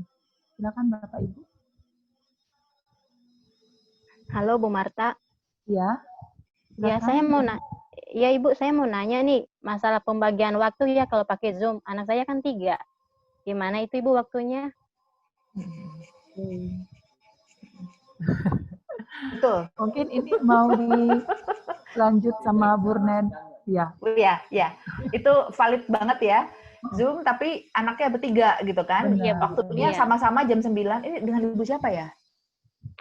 Mama Niko, Niki, Michelle. Mama Niko, Niki, Michelle. Jam 9 sampai 11 pembelajaran dari jarak jauh barengan gitu ya. Iya. Ya, berarti ini ada mungkin dan itu kebetulan waktunya bersamaan memang Bu Marta, saya kurang tahu yang ini. Begini Bapak Ibu, untuk hal ini kami masih banyak sekali mempelajarinya. Jadi kami akan atur sedemikian rupa waktunya. Kami harapkan tidak bareng ya. Tapi kalau untuk waktu SD-nya sendiri kemungkinan akan ada yang gimana Pak Nadi? Sama atau bagaimana? Kami usahakan tidak sama sih Bapak Ibu. Melihat kondisi seperti Niko yang naik ke kelas 3, kami akan sesuaikan. Jadi dia memiliki adik di TKB, kami akan sesuaikan dengan waktu adiknya. Jadi kami mendata dulu para anak murid kami dengan memiliki kakak atau adik yang mungkin jamnya kita bedakan. Mungkin boleh ditambahkan oleh Pak Nadi. Silakan Pak Nadi. Ya, izin menambahkan untuk Mama Niko. Untuk SD sendiri rencananya setiap satu kelas itu 2 kali pertemuan Zoom setiap minggunya. Jadi tidak setiap hari, namun 2 kali dalam seminggu ada Zoom. Dan materi Zoom pun juga yang nanti menerangkan inti dari materi. Nah, terus selanjutnya bisa di follow up kembali lewat WhatsApp.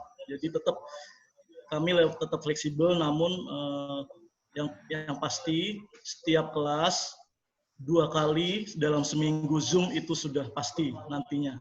Karena itu juga cukup penting untuk men-sharingkan pokok-pokok materinya, Mama Niko begitu. Pak Nadi, mungkin boleh dibantu pastikan bahwa itu waktunya bersamaan atau tidak, itu aja yang bisa dijawab. Waktunya bersamaan atau tidak? Ya, kabar gembiranya nanti kita akan punya 2 akun untuk TK dan SD, jadi pasti tidak bersama-sama. Ya, beda waktu.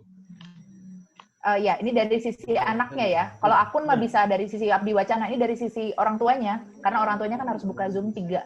Ya, yang pasti tidak bersamaan. Ya. Oke ya, jadi itu Baik, yang Pak. Bisa kita terima oleh semua orang tua, tidak bersamaan ya, karena kondisi dari rumah juga gitu kan, nggak mungkin juga sama-sama di situ. Ya, baik, terima kasih. Oke, ini kayaknya seru nih kalau misalnya kita bisa dapetin masukan-masukan supaya proses pembelajaran kita yang akan kita mulai dari di tanggal 13 ini jadinya efektif. Kalau misalnya mama atau papa bisa sampaikan hari ini, pastinya akan menolong kita untuk memahami situasi yang ada di rumah. Jadi kalau memang ada, mungkin ada masih ada sedikit waktu, boleh disampaikan aja.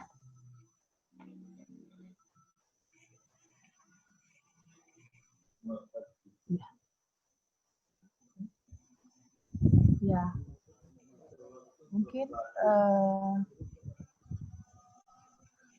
ada tambahan atau bagaimana?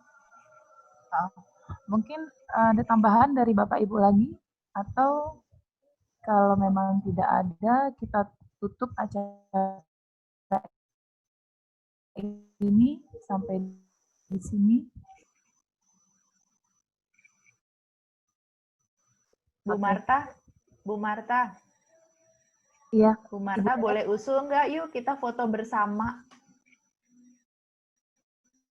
Boleh. Kalau foto bersama, ya. Berarti ini videonya semuanya dibuka sebentar aja. Videonya dibuka sebentar aja, jadi ya, wajahnya videonya kelihatan. Bapak Ibu tolong ini kan dibuka namanya biar kita bisa tulisannya aja yang kelihatan kalau nggak. Nah, pas dibuka semua, baru difoto. Iya. Ini kita rekam kok Bu Dedet. Iya, kalau direkam fotonya nggak kebuka semua, ya. Videonya dibuka semua, Kita mau foto bersama ya? Iya, ini karena mau foto bersama. Itu orang tua dari Samuel Giovanni. Oke, berarti berikan senyum yang termanis nih. Kita mau foto. Silakan yang capture screen dari sana ya. Oke, dari Pak Yohanes ya, capture screen. Ada 3 layar nih ya. Boleh dikasih aba-aba Bu Marta biar tahu kita senyumnya sampai kapan. Kita siap-siap ya. Senyum semuanya. 1. Betul. Ya, layar pertama. Ini layar pertama ya, kita tunggu. Yang pertama dulu kita ya. Hitung sampai 5 ya. 5, 4, 3, 2, 1. Sekarang kita masuk layar kedua. 5, 4, 3, 2, 1. Kita masuk ke layar ketiga. 5, 4, 3, 2, 1. Oke. Baik, terima kasih. Bu Dedet bisa nyampaikan closing statement ya? Oh, closing dari saya ya, bukan dari Bu Marta. Sebentar, ya. Oke, dari saya senang sekali kalau hari ini banyak orang tua yang boleh hadir dan sama-sama bukan hanya mendengar, kita merasakan loh gini yang namanya pembelajaran jarak jauh ya. Yang ini aja baru orang tua, nanti dengan anak-anak bagaimana. menjaga mereka tetap bisa konsentrasi dan semangat. Tidak ada yang mudah dari sesuatu yang baru yang kita tidak harapkan sebenarnya terjadi, tetapi ingat Bapak Ibu semuanya, pendidikan anak itu nomor 1, itu tanggung jawab dari orang tua. Situasi yang ada sekarang ini, yuk kita sama-sama kasih yang terbaik buat mereka. Dari pihak orang tua memberikan yang terbaik, dari pihak guru memberikan yang terbaik. Dan masa pandemi ini boleh kita lewati dengan baik. Saya percaya Tuhan memimpin setiap keluarga untuk dapat menolong pendidikan anaknya yang berbeda-beda masalahnya. Kita semua stres, anak ikut stres, ya. Jadi kita tetap di dalam sukacita, menemani anak-anak. Jangan berikan tekanan-tekanan yang banyak, karena memang kita sendiri sudah banyak stresnya gitu ya. Jadi tetap semangat. Satu lagi, para orang tua boleh ya saling mendukung satu dengan yang lain. Kalau aku bingung nih di rumah begini-begini, oh bisa cerita sama mama yang lain, aku gini caranya gitu kan. Jadi kan dapat solusi juga. Nah itu juga cukup seru tuh. Kalau misalnya bisa saling sama orang tua tuh bisa saling sharing gitu ya. Itu yang saya mau sampaikan. Jadi kalau ada masalah, ada keluhan, jangan ragu-ragu untuk sampaikan ke sekolah, ya. Karena kita ini mau coba cari solusi bersama, gitu ya. Baik, dari saya cukup sekian. Saya kembalikan ke Ibu Marta. Oke, Ibu Bernadette, terima kasih. Yang sebesar-besarnya kami ucapkan kepada Ibu Bernadette Ernaimbulan ST, MSc, Psikolog Pendidikan, yang sudah memberikan banyak pemahaman untuk kami para orang tua murid dan juga kepada kami semua para pendidik dan pengajar sekolah Abdi Wacana. Semoga dengan pemahaman baru ini kita semua boleh saling bekerjasama antara pihak sekolah dan orang tua dalam mendidik dan mendampingi para putra-putri siswa-siswi Abdi Wacana di dalam kondisi belajar online nanti. Harapan dan doa kita bersama, semoga kita semua sehat-sehat selalu, dan wabah virus corona ini cepat berlalu, agar putra-putri kita semua boleh kembali belajar bersama-sama di sekolah lagi. Akhir kata saya ucapkan terima kasih kepada Bapak Ibu semua.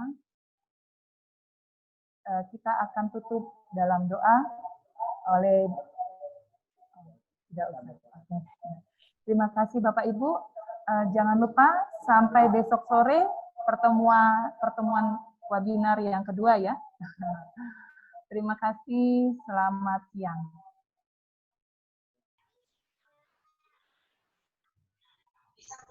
Terima kasih.